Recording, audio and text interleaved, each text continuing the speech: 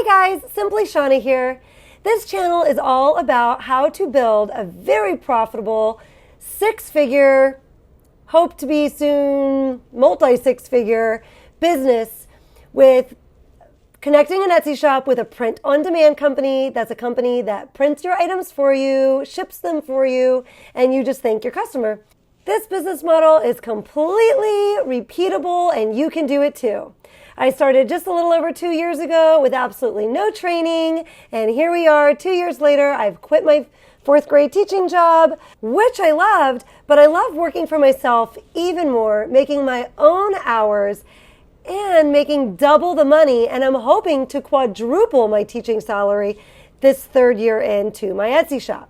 Now let's get into my numbers and let's talk about wherever we see a month fall, why that happened and how you can avoid that. Stick around to the end and I'm going to give you 3 tips on how to get more sales in your Etsy shop right away. We're going to take a peek at a graphic that I actually created for my last video about momentum. I'll link that down below in case you want to go check that out. And in this graphic here, I'm putting it on the screen for us, you will see my first full calendar year on Etsy.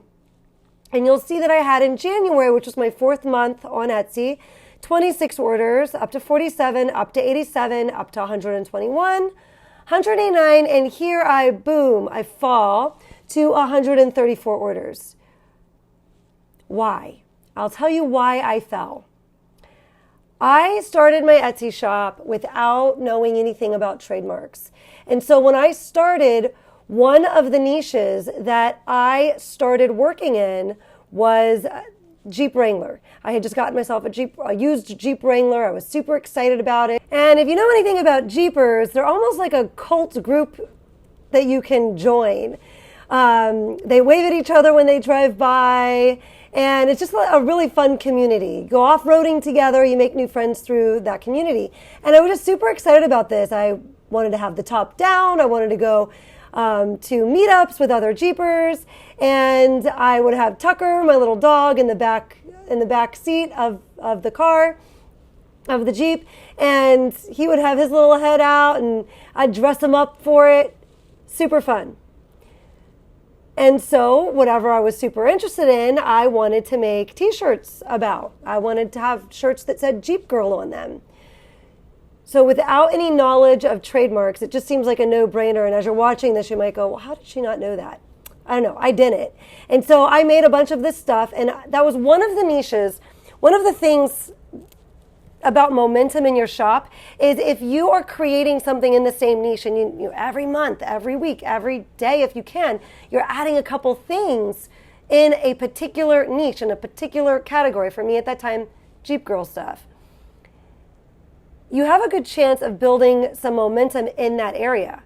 I'm not saying you're going to make sales that first month you're putting them in there. And I didn't make sales with Jeep Girl stuff right away. It took me like, probably 2 months before I saw sales from that. But it was the niche that started to gain momentum first.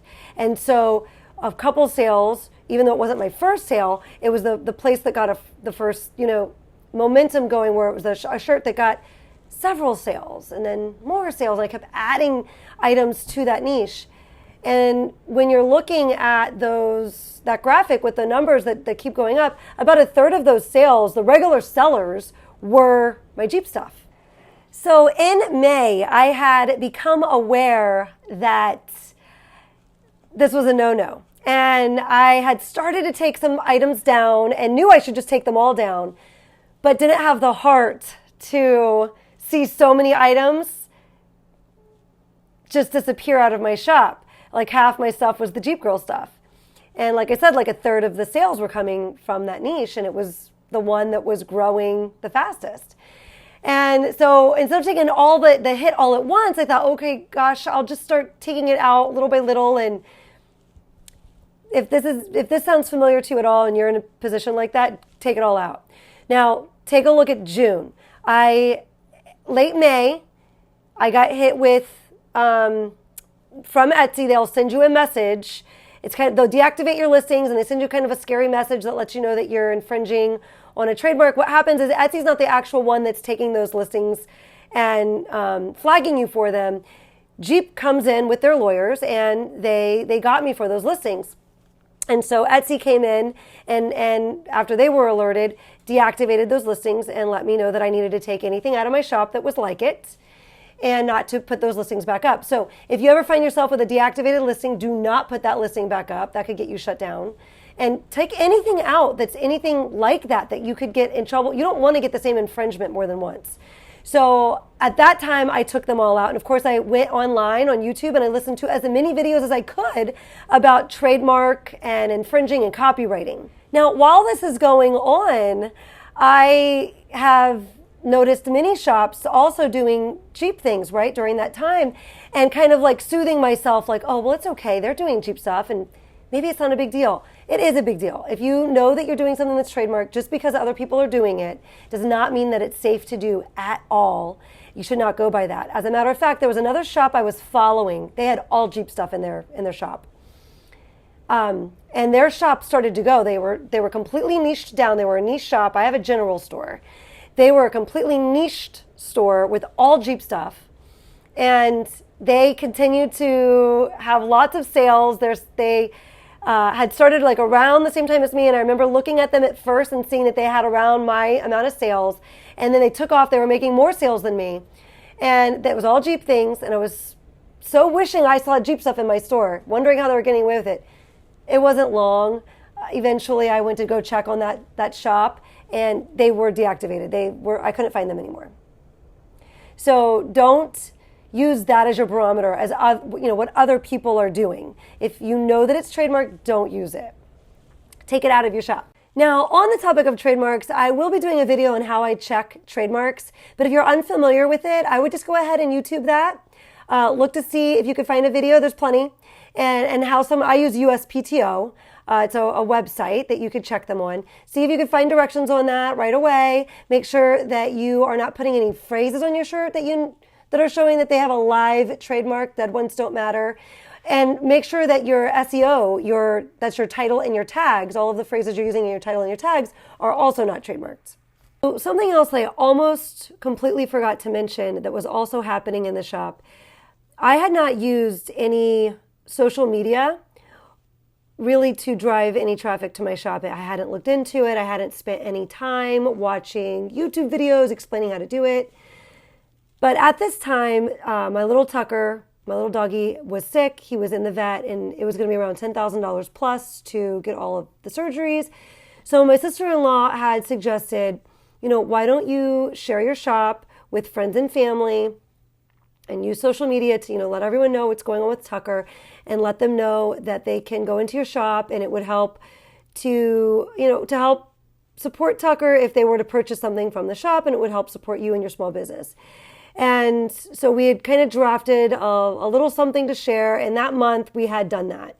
And I probably had driven maybe 30 orders, maybe 40 orders, maybe 30 to 50 orders, we'll say, came through the shop as a result of that.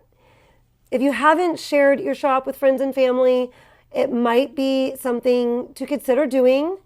Our friends and our families want to support us and see us be successful with something. My approach was I didn't want to bother anybody with it. But with that, I did do that, and that was something, a little bit of an element that may have helped boost things at that time. Now, back to our graphic. Let's put it back up here for us. So in June, it broke my heart, but I had to take out like a third of my listings. It might have been closer to half. Right out of my shop because of the Jeep stuff. You'll see here that I dropped in June because I had taken all of those listings out toward the end of May, the beginning of June. And so I actually had thought that I would drop more than this. I really threw myself into making more listings in the other niches that I had been working on. So I just used that summer to really work on those other niches. And we start building back up again in August and September. And being a school teacher, of course, I was making school teacher shirts. So another reason why I spiked here when I was going back to school, I was also listing a lot. So You'll see I'm listing a lot as we see this growing because I had the summer off. I am also listing a lot of items in the same couple of niches, one of those being teacher things. And I spiked when all the teachers were going back to school and buying back to school shirts. Now, something I was not doing was getting ready for the holidays. I thought I was getting ready for the holidays. The thing is, all of my listings were looking a lot like everyone else's. I wasn't adding anything really new and valuable to the market. I didn't really know how to do that very well at the time, that first full calendar year. And so I just didn't have a lot of unique things or things that were well researched. Now, at this time, I am super excited back in these couple of months because that August, those sales wound up being about $4,000 profit. So I was excited. And when I dropped for the following 2 months there, with the 268 sales and then 259, I was still making around $3,000 profit. In November, I spike up to 508. And the reason that I was able to spike up during those couple of months, I'm continuing to just make as many stabs as I can at the holidays. And I continue to make, Christmas shirts. And I did wind up coming up with, again, I'm watching videos. I'm watching lots of YouTube videos and every day trying to learn a little bit more and hone this skill, make my skill better of figuring out how to make items that people want to buy. So I had wound up figuring out a way to add something new and valuable to the market. I had taken something that I saw selling well at Valentine's Day, and I thought, well, geez, can I put a Christmas spin on this?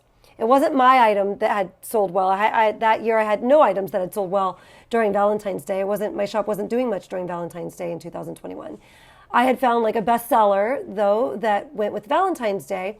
And I just thought, well, geez, let me see if I can make this Christmassy. And I did, and it started to do well.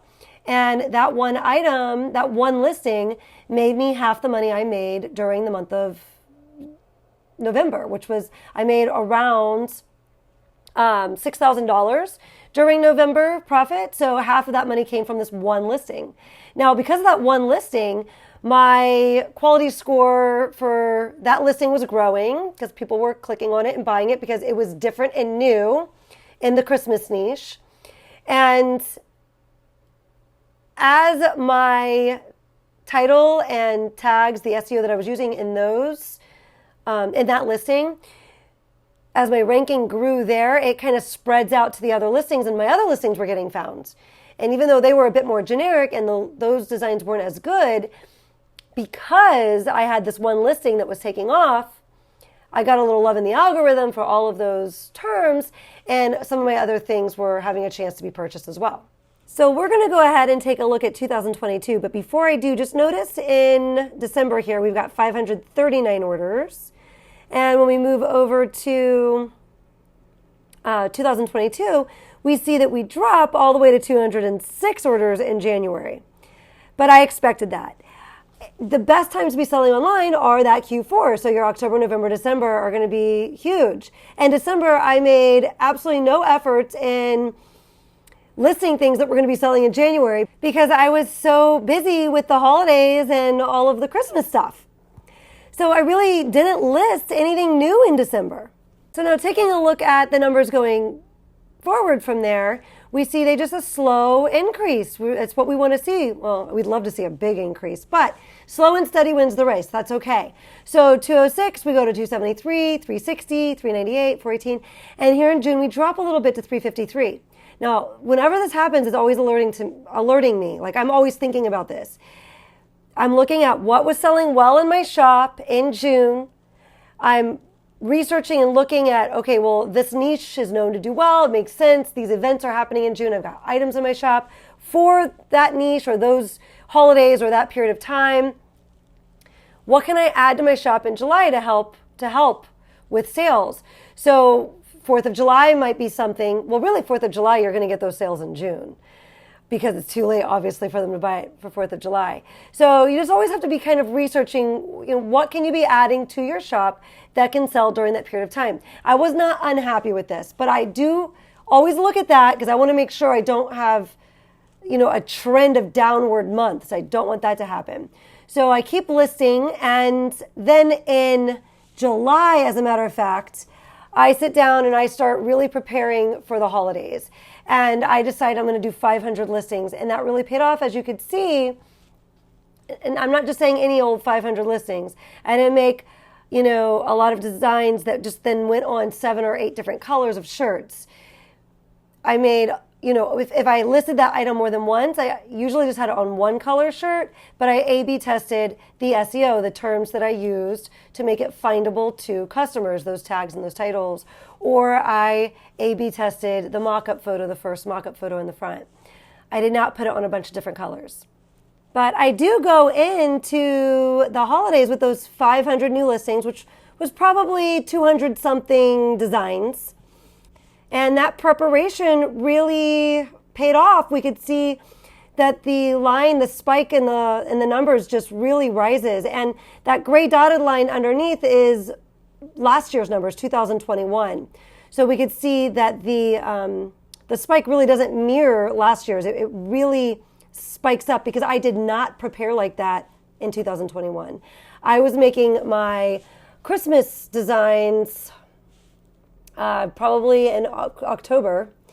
I started making Christmas stuff, where this past year in 2022, I started in July. It made a big difference. So in just a minute, I'll give you 3 quick tips that you can start in your shop today to help drive more sales and to help you not be stagnant some months, to try to avoid that. But real quick, if you did find value from this video, I'd so appreciate it if you went ahead and smashed the like button. And if you enjoy content like this, you might want to go ahead and subscribe so that you're alerted when another video drops. Tip number 1, be early to the game. Make sure that you're listing items and making designs that are going to be selling 30, 60, even 90 days from now. That will give you a chance, if you're adding every single week, to get a nice showing of items that will be selling at that time. It's like building those train tracks down the road so that your train can keep chugging along nice and fast. Tip number 2, make sure you are spending some time making quality listings. Quality listings are listings that I call sticky noodles. Designs that have a better chance of converting into a sale for you. To hear more about sticky noodles and to see some examples of that, I do have a video about it, and I will link it down in the comments below. My last and final tip, but if you stick around, you will get a tip from Tucker at the very end. My last and final tip, though, is maybe play around with some Etsy ads. I think that this can get a new store going a bit faster than what I had to start out with, which took me many months to get it really going. I will link that video up right here and down below, as I do go into this topic in quite some depth so that you know what I'm using in my shop to make them profitable. And Tucker, take it away.